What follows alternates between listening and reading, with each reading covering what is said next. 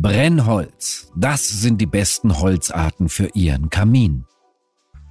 Welches Brennholz hat den besten Heizwert und gibt am meisten Wärme? Und was ist eigentlich der Unterschied zwischen Brennwert und Heizwert? Wir haben die Antworten.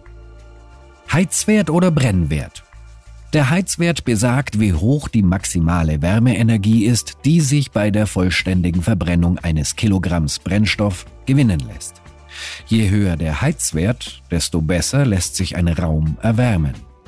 Der Brennwert einer Holzart gibt die maximale Heizkraft ohne Berücksichtigung verlorener Energie an. Der Brennwert liegt also immer höher als der Heizwert. Brennholz, die Top 5.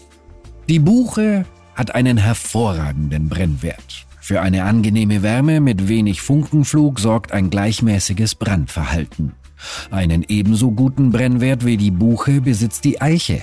Beim Verbrennen hat diese eine ausgezeichnete Glutbildung, benötigt jedoch aufgrund der Gerbsäure viel Luftzufuhr.